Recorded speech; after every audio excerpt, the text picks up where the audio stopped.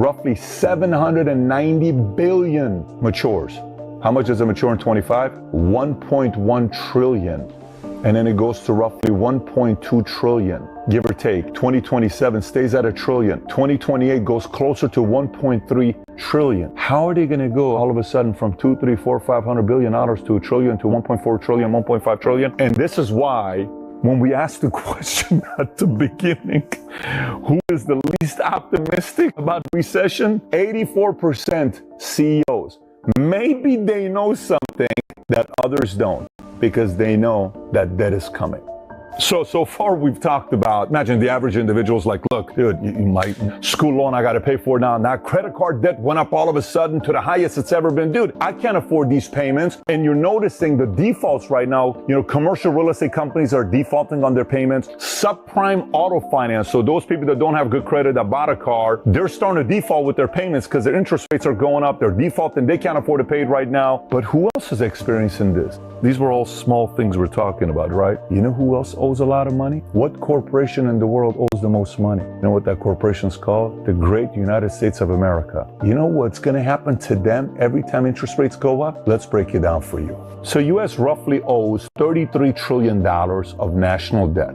Math would tell you and I that each 1% increase in interest rates pushes the government's interest expense up by, you know how much? $320 billion. Each percent. Each 3% is $1 trillion. Just interest increase, not total, an increase of an additional $3 trillion at each 3%. So just to kind of put that in context, if you look at this chart, look what it shows you. This is the interest expense we've had in US from 1970 till today. You know how it's gradually gone up, but it's not been anything crazy. Then look at COVID. Boom, skyrocketed. How are we going to make these payments? I have no clue, but they're going to come to you and I because it's really our debt. The government is we the people. You and I are running, we hired these people to run this corporation, but they come to you and I to fund it. So guess who they're coming to very soon? You and I. There are certain things you look at to be motivated and excited about the future. Take a look at this chart here. So again, remember this corporation we're talking about called the United States of America? Here's what this is. The green is the tax revenue our government gets every year from you and I. The orange is our GDP. The blue is our interest payment. And the red is our debt, the $33 trillion debt. Look how many years ago in 1980, everything was right next to each other. Just 43 years ago. They're neck and neck. All of a sudden, boom, the red goes off to the roof. It just skyrockets all the way to the top. GDP is a gradual growth. And guess what all of a sudden caught up to being the second highest now? It's our interest expense. This is not good news. This is why every time these guys don't want to go balance their budget, except they want to spend money, and people say, well, it's okay, you're just telling them, don't do your job, it's okay, keep spending money, I'm okay with that. This is our doing, because we voted these people in. You and I voted these people in, and they're managing U.S.'s finances in a reckless way. A lot happened yesterday. One, first rate cut in God knows March of 2020. However, everybody's asking, why is the market tanking? Why did the market tank in the opposite, react in the opposite way? Not tank, interest rates. 11 times in 6 months, we raised the rates. Never in the history of America have we done this. We haven't touched the rates for over a year. And the last time we lowered the rates was March of 2020. Jerome Powell making this announcement. He comes out. Everybody's expecting 1/4 point. It's not going to be anything. It's only going to be 1/4 point. We're even talking about it. You said 50-50, I said right? 50-50 Yeah. for 1/2 point. Yeah, and then all of a sudden, he says, nope, we're going to 1/2 point. Tom, I have a chart I want to show after you're done, but I want to hear your reaction when you saw this. So I was 50-50. So was I super surprised? No. But was I somewhat surprised? Sure, because I was 50-50. And what everyone had been looking at, all the Fed watchers, and I get away from all the chaff and I try to signal the noise ratio. I try to get the signal and cut out the noise of a lot of the chatter. And what was in the signal was that there's a lot of these labor statistics and unemployment. The Fed's going to go faster on rate cuts if it's worried about unemployment or a stagnating economy, like slowing down. So recession, unemployment, whoops, got to drop the rates. Well, recession, everybody's been thinking it's recession or thinking we're in a structural recession right now, but it's light. And the labor numbers keep getting revised. So everybody, including the Fed, had been saying, some of these labor statistics, it's troubling to see them revised. And we've even covered it here. They were missing 100,000 jobs.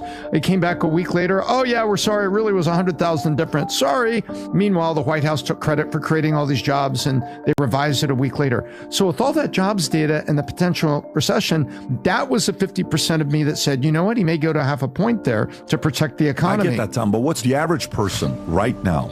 So the stock market dipped after a historic Fed rate cut. Here's what experts think. Here's Fortune and what they think why this is taking place. So Federal Reserve cut the rates by half a point, calling it a move to demonstrate officials' confidence that the labor market can stay strong with appropriate recalibration, despite the Dow dropped 1/4 basis point.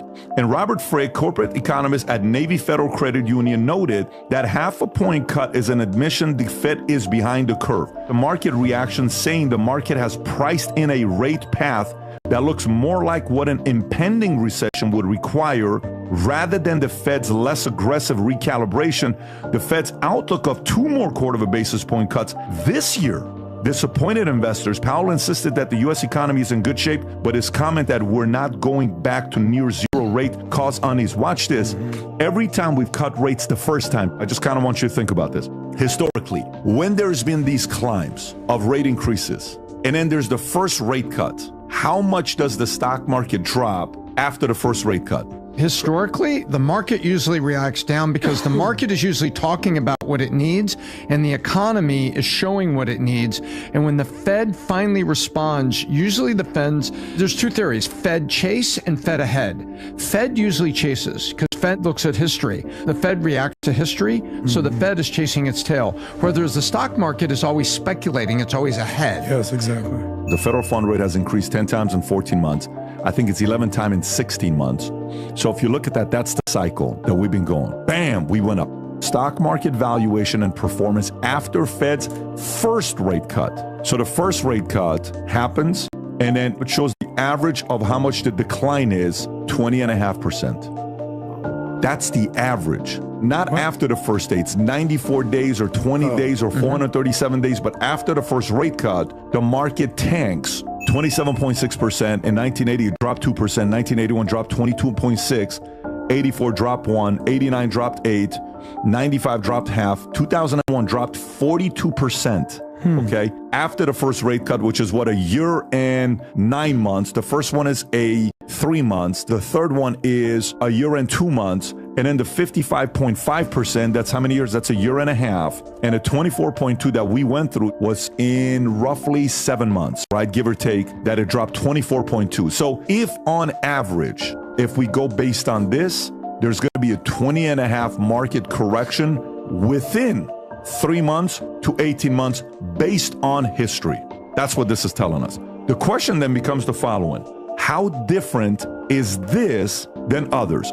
The average person is going to ask, how does this affect the housing market? Number one, mortgage rates may not drop much further. A lot of people are thinking it's going to drop. It says no. Although mortgage rates have decreased to 6.2, their lowest since February 2023, further drops will likely be marginal as the rate cut may already be priced in.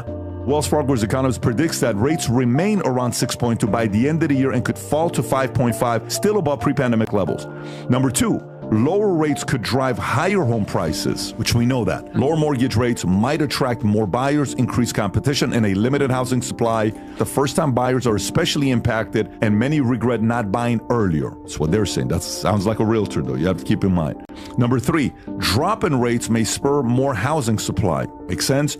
And number four, affordability remains a major challenge. Even with the lower mortgage rates, affordability issue persists as home prices have surged by 50% since 2020, far outpacing income growth, which is what the federal guy was talking about. So what is different, Tom, about this rate drop that we have, half a basis point, versus what we've had in the previous 10 we looked at? Well, the last three that we've had, so 2019, it was COVID. We had dramatic economic impact. Go down to 2007, 2008. The housing market crashed, dramatic economic impact. We have not had a dramatic economic impact. Have we had an oil shortage? No. An oil embargo and oil goes to 140? No. Have we had the recession of 2001. Remember, that was talking 644 days. So that was almost 2 years. 2000 to 2002 was the recession that was in. There hasn't been a dramatic economic impact this time. Like COVID caused havoc, and 2008, the housing market caused havoc. And what's interesting is they are saying that there's another half point coming this year. When the Fed also signaled that, it actually made this worse, because that tells, oh, not only are you taking a half, you're telling us quarter. So you're going bang, bang, bang. The market is reacting, oh, so the Fed is believing the recession story. Everybody's looking for the economic impact. Where is it? Are we going to admit that we're having a recession right now?